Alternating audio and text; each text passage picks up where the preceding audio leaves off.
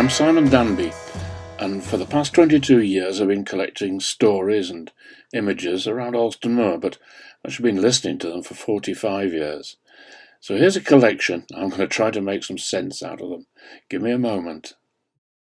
One day in 2001, I was looking after the Hub Museum in Alston, and a man came over to me and said, quite excited, and said, "Come and look at this picture. This is my father." Now that man was the late Brian Cousin, and his father was Harry Cousin. And Harry Cousin was the man who killed the wild dog of Greencastle, the silent killer of the fells, in Garrigill in June 1931. I'm now going to pass the story over to Ian Cousin, Brian's son.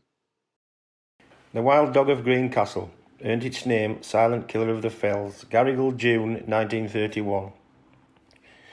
In the late spring and early summer of 1931, a wild brindle dog of unknown origin and almost the size of an Alsatian roamed the fells to the east and west of Cashburn. The wild dog lived on the blood of young lambs that had recently been moved onto the high fells with their mothers after lambing. This merciless slayer of innocence would grab any lamb that crossed its path, sucking the blood from its throat until satisfied and leaving its victim lifeless. On rare occasions, the rest of the carcass was broken in two. Over 40 lambs were picked up and many more were never found. Several attempts were made by local farmers and gamekeepers to capture the animal, but without success. The police were informed, and Sergeant Woolcock from Alston and PC Ingalls from Langwathby organised a massive search of some 9,000 acres with beaters, sportsmen and farmers with guns. Sergeant Woolcock and his volunteers covered the fell to the east from Blackband north to Caswell south. PC Ingalls' company covered Ousby and Melmerby fells from the west. The young plantation above Greencastle about central and believed to be its hideout. The hunt was timed to start at 10 a.m. on a day in June 1931.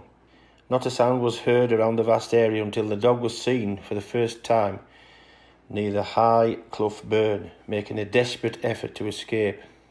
Now outside the ring and behind the beaters it made a hasty retreat towards Black Band, a distance of some 2 miles, and hugging the boundary wall for the last half mile, jumped the wall at the corner and ran up the Black Band Road at high speed and headed back to Greencastle. The dog was shot dead at the curve about 50 yards above Black Band Stile by Harry Cousin, a farmer's son of Ivy House, Garrigill. I do hope you're sitting comfortably because I'm not even halfway through the story yet. I'm going to cut through to more recent times, and I met Ian Cousin first at an Alston Sheep Show diking competition. I just asked him if he happened to be related to the Mr. Cousin who shot the dog in Garrigill. He said, aye. Okay, it seems to have won something here, winning after us awarding him with a prize. He must have won the diking competition. But then in 2018, Ian turns up to be the judge for the North of England Mule Lamb competition at Alston Show. It's a heavy, heavy judging job. Before we get to the end, I'll give you a quick rundown on the family.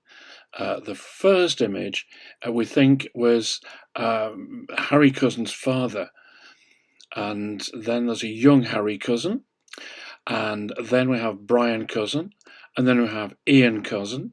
Then we have Ian Cousin with his wife Bianca and their lads, in no particular order, Dante, Elijah and Levi, and they all share one thing, apart from football, love of football. That's the water pump block.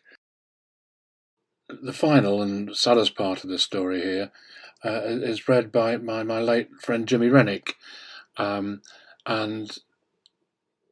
I'm going to leave it to him to put the story together.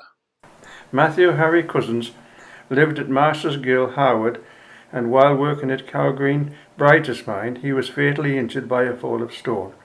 He was underground foreman and was 30 years of age. The Cousins family moved to Howard from Garrigill in 1932. Harry married Mary Lizzie Hodgson from Garrigill, and they had one son and a daughter at the time of this fatal accident. The Cousin family home at Garrigill was Ivy House. It was very stormy weather when the terrible accident occurred in February 1941, and because of the heavy snow and deep drifts that blocked the roads, a horse and sledge had to be used to enable the coffin to be conveyed to where a hearse was available. The burial on the 18th of February was to be at Garrigal Cemetery, which only was 7 miles from Harwood, but because of the roads were well blocked, the high ground and funeral cortege had to travel via Middleton and Teazle, and then to Whittingley Weir and Hexham, and over Whitfield Fell to Olston and Garrigal, the distance of some 150 miles round. Many of his workmates attended the funeral, leaving Harwood at 8:30 a.m. in the morning. Because of the winter conditions, the return journey from Garrigal had to be via lower roads around Brampton and Haltwhistle.